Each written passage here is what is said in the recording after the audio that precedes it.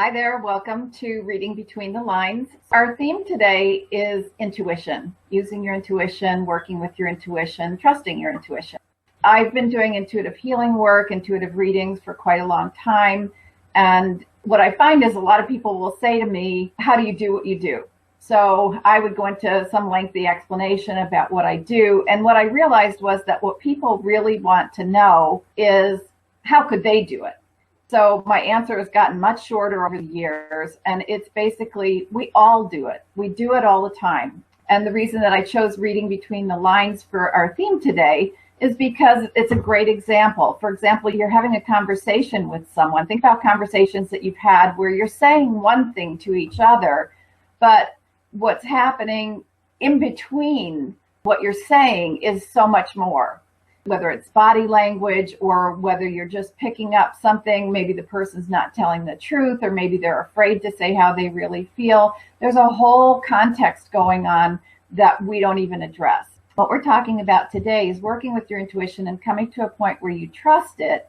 And then when you get these messages, when you get these signals, you begin to really listen to it, make it conscious, and to go with it. We've got 4 parts to what we're going to talk about today. The first part is framing the question. We're always getting signals, we're always getting signs, we're always getting messages. But let's say you want to specifically ask a question. Should I stay in this relationship? Is this good for me? Should I take this job? That kind of things. The easiest way to do it is to ask a yes or no question. We want to talk about just framing the question. Simple. You want to be careful not to do things that are subjective. Will I be happy? Okay, well, happy, how do you define that for yourself? That's a pretty tricky way to say it. Or should I do this? Well, should is another one of those words. So what you want to do is you could say things like, is this in my highest good? Will this be a positive outcome for me? Things like that, where you can get a yes or no to something, to a really clear question. Another thing that we want to look at relative to these questions is you want to find out if this is something that's going to be expansive for you or something that's going to contract. Okay, so that's the way I look at it, is something that's positive for us is going to open our lives up to more. Something that's not so good for us, the path is going to feel closed. So we're going to talk about that a little bit more as well. But let's just do a quick practice, okay? So we're going to do a really simple yes or no question, just so you can begin to get a little bit of a feel for this. So just maybe close your eyes or get comfortable. We're just going to use your name, okay? So you want to just ask, is my name, and fill in. And then, so say the right answer, and just feel what yes feels like, okay? So is my name, and get that yes, okay? And feel how that energy feels. And then we're going to go to is my name and put in a fake name, okay? So is my name, and feel how different that feels. Okay, so this is the next piece in our work with intuition, and that's following the flow. So we talk about in life, we want to be in the flow. We want to be in the river. We want to be going with life. We want to be going with the energy. When we're in that flow, we're in what we could say is our life's truth. We're in the truth. And that's where we want to be. We want to be moving with that true energy. And when we're making choices, we want to find out, is this in the flow for me or is it not? So I have a lot of people come to me and they're looking at relationships. Should I be in this relationship or not? Should I make a move or not? Again, we're going to practice with feeling that flow of energy. And it's kind of like when it's a yes and life is with you on that answer, you feel that flow of energy moving forward. You feel like you're in the river and it's a go. When life isn't going to be able to support you in a decision, you feel it's like the door is closed. You feel the energy contract and come toward you. So we want to, it's like green light, red light. You want to see, are you getting a green light to this? So it's go, or is it a red light? Is it stop, don't go that way? You know, there's string theory where there's lots of possibilities for us in the world, but you want the one that's got the most possibility, the most inclination to lead you to your greater happiness. Let's again feel what that energy feels like. We're going to ask a question about where you live. Okay, so do I live in whatever the city is that you live in? And we're going to get a yes. And I want you to just feel what that flow feels like for you. Okay, so let's just do that. So do I live in wherever you live? And see if you can feel that energy sort of open and flowing and moving forward. Okay, do I live in your yes answer? Okay. And then we're going to ask the same question and you're going to give a false answer. Okay, do I live in, and then make up someplace else. And see if you can feel that energy sort of coming back in, shifting direction, not really being in that flow. Okay, so this is what we're looking for. It takes practice. You may just get a small feel for it. You may not get any feel for it, but it takes practice. And the easiest way to practice is with things that you know the answer to so that you can feel that energy. I want to do another exercise. In my readings, if you've done a reading with me, you probably know I would use a pendulum, and that would help me feel that energy, if the energy was going in a positive direction or a negative direction. Well, you don't have to have a pendulum. You kind of have a built-in one. So I'm going to invite you to stand up, and we're going to use your arms. Okay, so you're going to use your arm. I use my dominant arm, which is my right arm, and just lean forward a little bit so that your arm is kind of loose. Okay, and just let your arm kind of circle in a clockwise direction. Okay, that'll be our yes. And just let it relax and just let it kind of go in that direction. And then we're going to go the other way. So the counterclockwise will be our no. Okay, so just feel what that feels like. Okay, and the purpose of this exercise is just to help you to feel the energy moving through your body in a positive or negative direction. Okay, so now we're going to do another easy question. It's going to be about your age. So we're going to say my age is I'm so many years old, or am I so many years old? Say the right answer and just see if you can feel the energy moving through your body, through your arm, down through your arm in a positive direction. So am I so many years old? Okay, and see if you can feel that. And let the energy kind of move a little broader than just your hand or your lower arm. Feel it in your shoulder, just feel it kind of in your body. Feel that energy just moving through in a positive direction. Okay? And now we're going to ask with the wrong answer. So am I, and then make up a number. Okay, and now I want to feel what that feels like to have that energy moving or not moving in your body, and your arm will go in the counterclockwise direction. You can help it a little bit. Just feel what the negative energy feels like. For me, there's sort of a contraction that happens. And then go back to the correct age and see if you can feel how that just relaxes and opens. And then go back to the wrong age again and feel if you feel sort of a tightening, and feel what that feels like for you. Okay. So again, these are all things that you can practice. You might not get it on the first try. I remember when I first started doing the intuitive work and I was taking a training, our teacher was telling us, oh, you just read the Akashic records.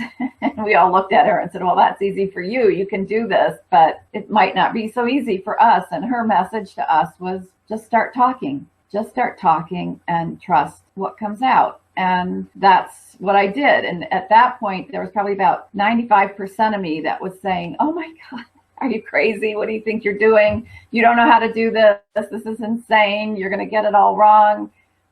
But there was just enough of me that said, I'm going to trust this and I'm going to try it. And I would close my eyes and I would go inside and I'd start to get an image and I'd start to get a story and I would start to tell that story to the person I was working with. And a number of times I would be surprised when I opened my eyes and the person was crying because what I'd said had been so resonant to them and so meaningful in their lives. So the more that I got that confirmation, the more I began to trust. And that voice went from 95%, 5% not trusting to it began to level out to now, maybe when I start to read, I'll have just a little doubt right at the beginning.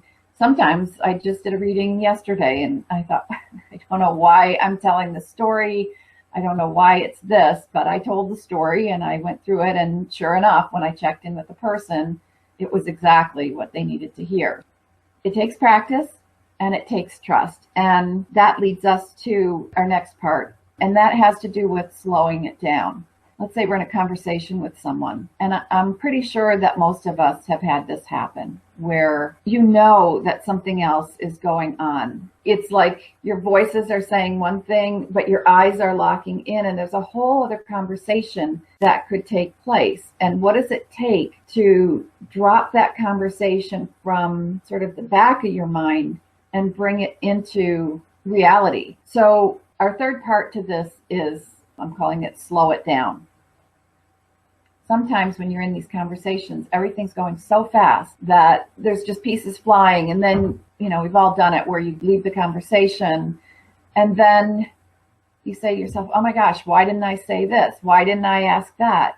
There was just so much going on. And part of the so much going on is that not only was the verbal communication, but it was all this intuitive stuff too. And you just go into overwhelm and you can't be present in the conversation. One of the tips that I have for working with your intuition this way is when you get into a situation like that, you have to slow it down. You know that there's stuff going on.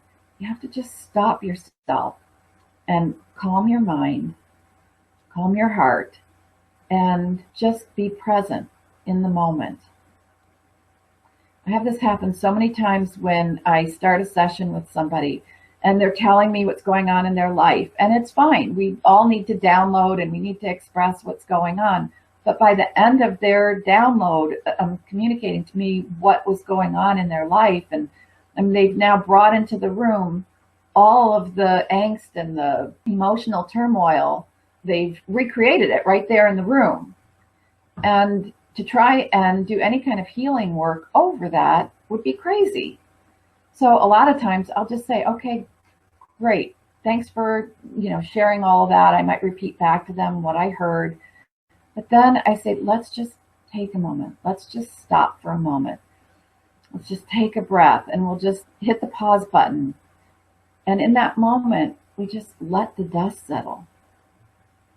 Just relax and let everything find a peaceful place. And then you can begin to read the energy. You can begin to read into your intuition. You can begin to see what needs to happen. Part of it has to do with trying to read your intuition when you're in the middle of confusion. It's like trying to see your reflection in a whirlpool, in a jacuzzi. You can't see. But if you shut the jets off and you shut the bubbles off and you just let the water become still, you can see. And that's the same way with the energy. So we want to be able to just let the energy calm so that you can read what needs to happen. You can sense what needs to happen. And maybe then when you calm yourself, you can ask the right question. You can make the right comment and really be present in the moment. And you may not be able to completely stop the conversation with the other person, but you can calm yourself. So that's the third piece, is slowing it down. And that's really going to help when you're trying to read into your intuition. The fourth part has to do with following your own advice. How many times have you had something happen and you think, God, why didn't I listen to myself? I knew this was a bad idea, or I had a bad feeling about this. Or it might be another thing, Why didn't I buy that stock? I had a good feeling about it. I should have done it. There's so many times when we get that gut reaction, we get that feeling, but we don't listen to it. I think that the good news in that is that our intuition is always at work for us, and we do sense our intuition, but we don't always listen. I think one of the things, it's sort of like me learning to just start talking and trusting my intuition. Sometimes it's a matter of, you get a really strong sense about something. There's no evidence to support it, but to trust that and act on it. You have to use your good judgment about it as well. But sometimes it's a matter of really trusting and acting on it. About a year ago, I was living in Los Angeles. I was miserable. I don't do well in big cities, a lot of congestion. I'm a much quieter, introverted person. I was working in a retail store with a lot of activity, commuting an hour a day on the LA freeways. I was pretty miserable, even though I loved my job. It was a good job. I loved the people I worked with, all of that. But the whole package put together was not what I wanted. All I kept saying was, I just want my house in the woods. It's a year now, and I'm now living in Ashland, Oregon. I quit my job in LA. I made the move. All along the way, I had to trust my intuition, and there wasn't a lot of evidence that all of this was going to work out. And there were times when it was stressful because I had to hold my trust in my intuition when everything else was saying, I don't know how this is going to work. But sure enough, I went with my gut, and the next step and the next step and the next step kept coming into place. It's a muscle that we have to strengthen to trust our intuition. It's not a matter of, can I be intuitive? Do I have the intuition? It's a matter of, yes, I have the intuition. Yes, I feel like I'm reading it clearly, and now I have to act on it. I hope that those 4 areas are helpful to you. Part of living my passion these days is living a soulful life and helping other people do that as well, living a life that actually nourishes you. And the thing about that is what I'm finding, and one of the reasons I felt like this was a worthwhile topic today for us, is that in order to live a life that really nourishes you, you have to follow your intuition. You have to follow your gut. So the idea is using your intuition to guide your choices and to allow that to really reshape your life, because I don't know how else to do that. Usually it's a matter of from where you are to where you want to be, and usually there's a pretty good gap in between those two things, and take some real filling in the spaces with some magic and intuition and things coming from the unseen, the unknowable, that really help you to bridge that gap and manifest the life that you want to be living. So the benefits, again, of developing your intuition are a greater sense of assurance in your choices, being able to be present and respond in the moment, and then helping you get answers for yourself. Using your intuition is really about framing your question in a way that tells you whether or not this is life-affirming or detrimental to your well-being. Slowing things down so you can read between the lines, trusting what you feel or sense, and acting once you get the information. Those are the reasons and the ways of working with your intuition. Let's do one more exercise. I invite you to think of something that you've been working with in your life. See if you can frame it into a yes or no question. Okay? And then just close your eyes so you can focus and concentrate a little bit better if you'd like. Ask the question.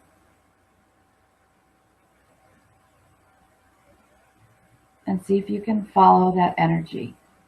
Does it open? Is it like a door opening? Is there a flow to it?